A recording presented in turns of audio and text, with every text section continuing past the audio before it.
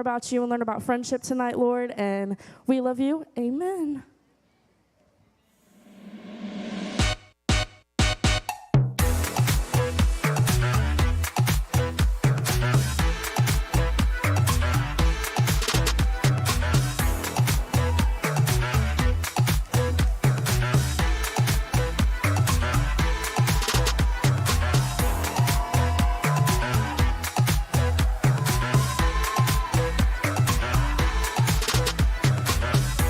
Hello.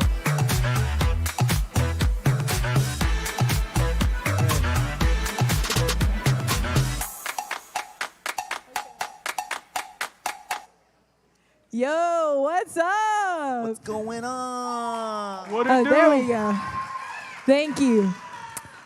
First of all, we just want to welcome you. If you're watching online, hey, what's up? Welcome to Youth Culture Small Group Night. Welcome to our live panel. My name's Emma. I'm Victor. And I'm Jack. Yeah. So we've got some really special guests with us tonight. First of all, obviously, Pastor Jared's not here. Womp womp.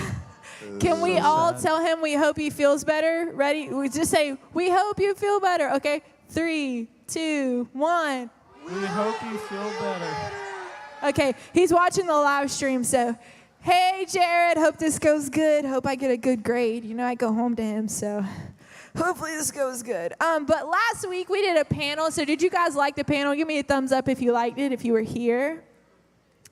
Basically, we just had a small group on stage, and you guys watched. So literally what we're doing tonight is what you're going to do in your small group. And I'm joined with some of my special friends right here, Jack and Victor. Jack is a high school boys leader, and Victor is a 9th grade boy. So I'm super glad that you guys joined me tonight. So we're basically just going to have a conversation, and you guys are just going to be with us, okay? All right. So last week we talked a lot about like having a mentor, if you guys remember. If you don't, we talked about having a mentor, what that means, what that looks like for you, and how you can go about getting a mentor. This week we're going to talk about being a mentor. So maybe there's somebody in your life that looks up to you. Maybe it could be a younger sibling, a cousin, a friend.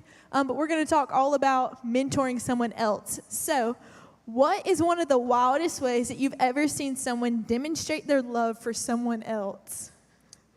I haven't had a personal experience with the wild way. I think when I think of the wildest demonstration of love, as my wife will always ask me, "Would you jump in front of a bullet for me?" And that sounds like a wild way to demonstrate how much you love somebody, which that is sacrificial love, which I'll kind of mention later, but that's my picture of the wildest way that you can show love for someone. Yeah, I don't know about you guys, but I feel like the promposals and hokoposals, I guess how you would say, are pretty wild these days. I'm going to brag on myself for a second. So when I was in 9th grade, my first homecoming, my boyfriend at the time, Jared, plug your ears, don't listen to this, okay? My boyfriend at the time was obsessed with DC, which first of all, that should have been a red flag. Sorry if you like DC, but that is just not it, friend. But he liked DC, and I was like, how can I be creative with this? So I put, Batman needs Robin, and the Joker needs Harley too, but all I need is to go to homecoming with you. It was so cute. And I dressed up like Robin, and I got him a Batman shirt. I thought that was really cool. So our culture loves grand gestures when it comes to love. Just some way for you to tell the whole world that you love this person, whether that's an Instagram post, whether it's some kind of grand gesture. Maybe you get that person something that they really want, but just one way to tell them that you really love them. So is this how we're supposed to be when it comes to loving one another as Christians, or what do you think? I don't think you realistically always have to jump in front of a bullet, but the idea of it kind of encapsulates the amount of love you have for someone. Mm-hmm. But I do think that it's very important to know that someone knows that you love them that much. Right. What do you think about that, Jack?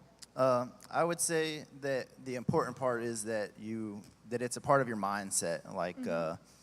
That whenever you wake up to start the day, what goes through your mind is like, how can I demonstrate love for others? Like, not today's gonna be terrible and I'm not looking forward to it, but like wake up and be like, how can I show that like I love everybody? How can I show somebody that they're important? And I think that's kind of like the basis of Christianity, is just showing love for one another. And I feel like sometimes we get caught up with love like being a feeling, but really love is a choice. Like, especially me being young and married. Is that a Taylor Swift song? No.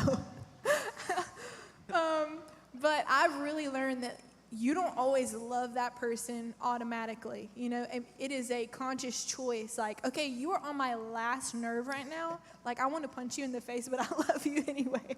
Like me deciding to love you. So how did Jesus set the standard for how we should love the people in our lives? I think there's a lot of things that shows that, but he teaches many lessons in the Bible that we can observe. He performs many miracles on people that don't deserve it. He loves people who hate them, and that's really difficult to do from experience. And he even gave us commandments telling us to express our love to others like he does. You have anything to add? Yeah, let's say if you read the Gospels, like Matthew, Mark, Luke, and John, all throughout it are parables or stories, and he kind of he sets the foundation, he sets the guidelines for like how we are to be with one another, and he brings up love. Like, I want to say he says to love one another like 12 or 13 times just in the Gospels, so it's you can see that it's important, and he's laying down that this is the foundation for everything. So we've talked about having a mentor and having friends that walk in life with you and push you, but tonight we're going to be discussing how to be a mentor to someone else. Victor, can you go ahead and read John 13:34? So now I'm giving you a new commandment. Love each other just as I have loved you. You should love each other. Your love for one another will prove to the world that you are my disciples.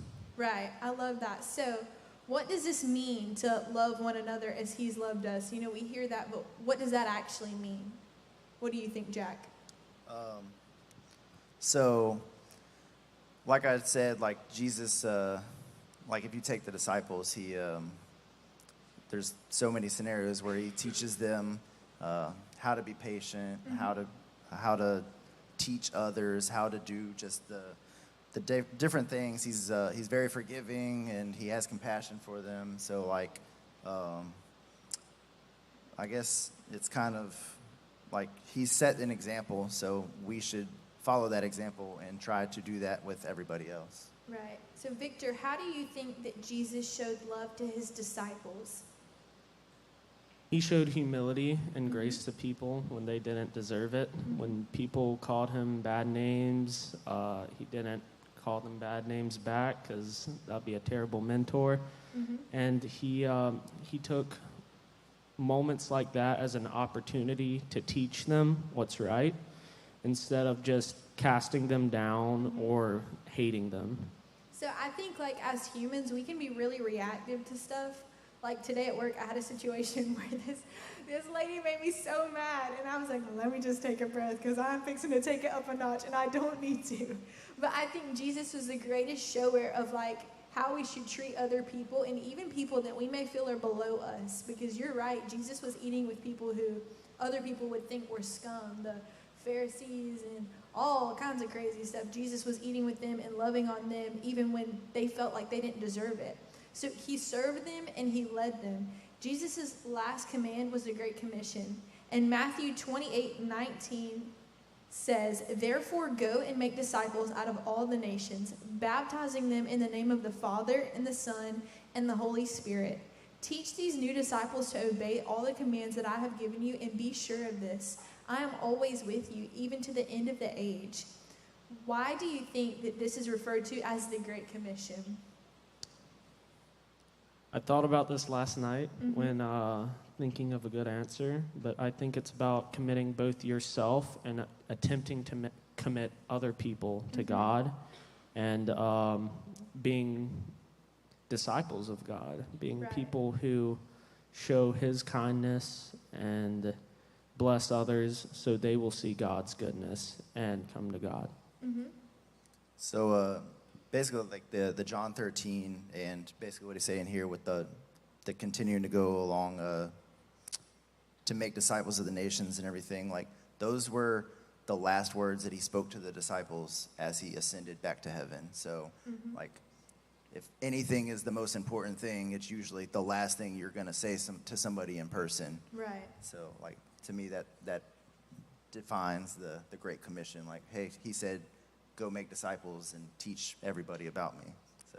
And I think that it puts it above commitment. Like, I can be committed to a team or to some kind of label, if you'd say, but my whole lifestyle normally doesn't reflect that one thing. That would be like me being on a softball team and my whole life had to reflect softball. Like, every math answer I would have to answer, like drawing pictures of softballs. And like with Jesus, that's really what it is. The Great Commission is not only do I want you to be part of my team, but I want your life to reflect my team. I want your life to show to others that you're on my team and that this is what you want to do. Because above all, I believe that our lifestyle is really a shower of who Jesus is. I mean, I could sit here and say, I love Jesus, I'm a Christian, I think you should be a Christian all day, but that's never going to convince you until you and I have a relationship and I really show you who Jesus is. Yeah, it's definitely important that the people around you just know that is what you believe, like beyond just us saying that we're supposed to love everybody. Like, we know that, but it's the next step of actually, making that part of your life. Absolutely. So a good way to refer to this kind of relationship is a down line. We have been where they are and we can help them navigate life. So mentoring someone else is finding someone who has been through something that you've been through. My high school girls know I always tell you guys that I wish I could show you the things that I've been through because you tell me stuff, and even those who aren't in my group, I hear things about you or things that you're going through, and I'm like, man, I've been through that before. I wish that I could show them what I learned from that. I wish that they wouldn't have to do the same thing that I did. And that is basically what being a mentor is, pouring your heart out to somebody, really feeling for them and wanting them to be better than you are, wishing them the best, wanting God to use them more than he's used you so far. So what are some examples of people in our lives that we can help like this? It could be just friends or someone you met that you're becoming friends with. And if you see that they're struggling with something or thinking about something, one of the biggest things that can help them is just asking how they're doing and how their day's doing, because that can start a lot of conversations, and if they're ready, they can open up to you. And I think it's very important. What do you think, Jack? Yeah, I would say, for you guys, it's underclassmen. Like they're already looking up to you. The middle schoolers, you might not see it as high schoolers, but they're like, oh, that's my image of what high school is going to be like. So they're already, without you even knowing that you're mentoring, they're already watching you to see what high school is going to be like. And you can change what their outcome's going to be by being the better example. So. And I think that our lifestyle choices can even minister to those who are older than us. I had a small group leader share last week about how the questions that were asked in the group and the way that the girls were speaking really spoke to her, that it was some of the same questions that she had, and it gave her reassurance that she wasn't going through it alone.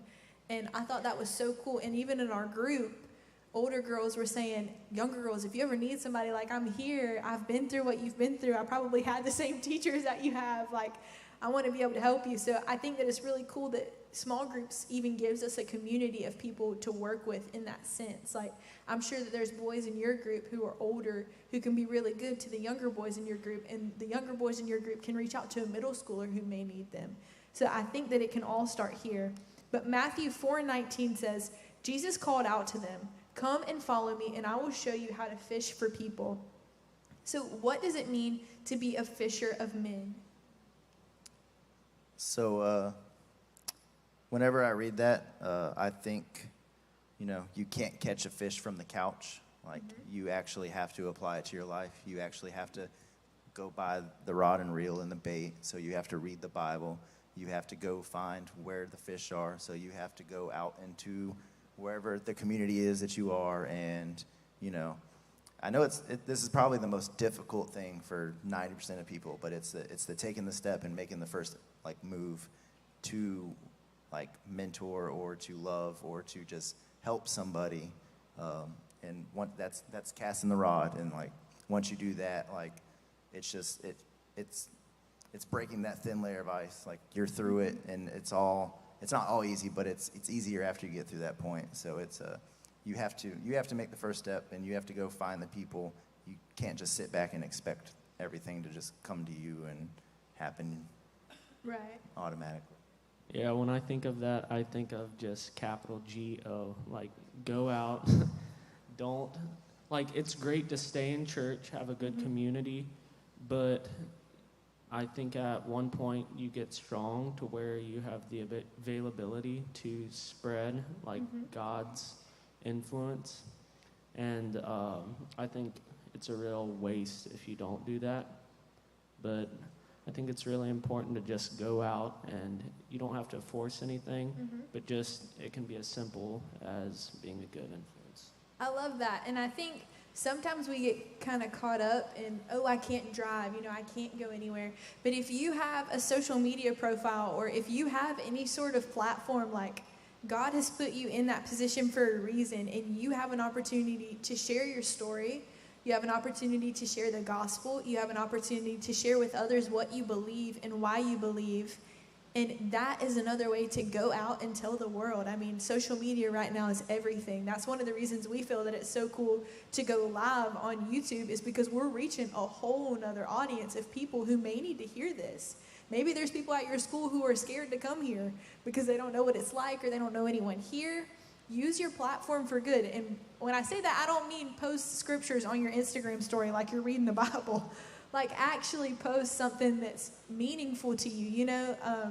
If you look at Jared's Instagram recently, he's tried to be intentional with using his platform for his work, like to complete the Great Commission, because that's one of the best ways to do it right now. So he's been very intentional about, like, man, this has really been on my heart. I want to post this. I want to get this out there because maybe somebody else is feeling the same way. Yeah, like, and to that point, on the last week's topic of being mentored, social media, there's also so many avenues, so many like podcasts or even short videos of like where you can learn, and like Jared is doing that. So once you get that, like Jared's doing it, you can share it, and you're being mentored and then already trying to mentor right then and there. So right.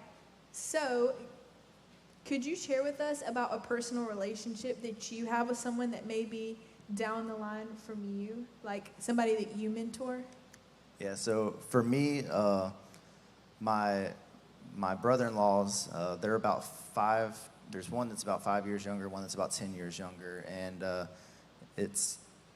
they're like, I don't know, I'm not the greatest mentor. If you ask my high school boys, like I'm not the best teacher, but I try. But I've gained their confidence, and because of the lifestyle I live, that they see me come up here 3 days a week. They know that I'm trying, so I've gained their confidence that they will call or message me, like asking, like for advice, or for hey, what does the Bible say about this, or what's a good Bible? Like they'll just ask me things, and I've gained their confidence. So it's nice that like I'm seeing that I'm actually wanted as a mentor by some people, because it's hard to know if you are mentoring sometimes, unless like you have like that association, like, will you mentor me? Like you don't really hear that a lot, so it's nice to know that I am without even.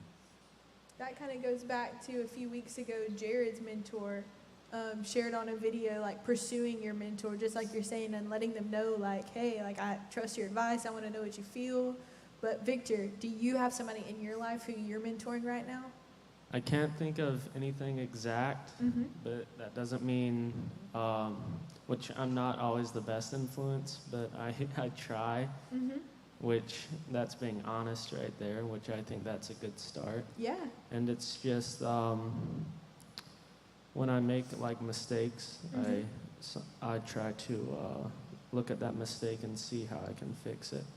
But yeah, I can't think of anything exact. That's but okay. I try to be a good influence to any of my friends. To Victor's point, though, like I'm currently taking a course on leadership for my job, and over and over again, it harps on emotional intelligence. And the very fact that you understand that you aren't perfect and that you reflect like with yourself, like on whatever it is that you're struggling, that's already a good characteristic of somebody that would make a good mentor. So just because you don't know one yet doesn't mean that you're not already building the steps to be one. Right. So we have one last question. This is from a student. This is from one of you guys. It says, what are the best ways to mentor friends or just anyone? I think that's a really good question. Yeah, You'd think it'd be simple, but there's a lot of ways. It could just be if they do something stupid, you say, hey man, that's pretty stupid, don't do that. Which I really need that sometimes a lot. And it could just asking them how their day is, being a light in their life, because they might not have that much. But yeah, there's a lot of things that you can do. Yeah, so like Victor was saying, call them out. Some people do respond well to that, and then others might not respond to that very well. So it's very important to be perceptive of, like, if you see somebody that could be older, that could be younger, typically the downline is lower, but if you see the body language that they're struggling with something and you have the experience, you don't necessarily have to call them out on it, but you can just kind of hint on it, like, hey man, like pretend like you are struggling with that thing. Like, what would you do? And then you find out like where their mind is, what their mindset is, and then you can gauge where they are and make a judgment from there, or help them, like give them advice. Well, what do you think if I do this? And they might take your advice, even though they're thinking they're giving you advice. So it's very important to just be perceptive of like what's going on around you. I think at the end of the day too, like lifestyle is everything, and I think we are a group of people who want to be told things honestly. Like, I'm the type of person, you cannot sugarcoat anything for me because I will not understand what you mean. I think that you're just beating around the bush. I don't know. So be honest and be authentic. I think those are the best ways to mentor other people, and be real. Be who you are in Christ. And if you're not ready for that, just like Victor just said, admit that. Say, hey, like, I'm getting there, but I'm not there yet. I think that puts you above so many others that kind of just want to be there just to be there, if you know what I mean. So we had a great conversation tonight. Thank you, Jack. Thank you, Victor. Give it up for them, guys. They're so great. How have you guys been feeling about the panels? You like them? Yeah? Maybe? All right, well, if you joined us online, thank you so much for watching. We hope you have great conversations tonight, and you talk about some really great stuff. If you're here with us in-house, I'm going to go ahead and call your group.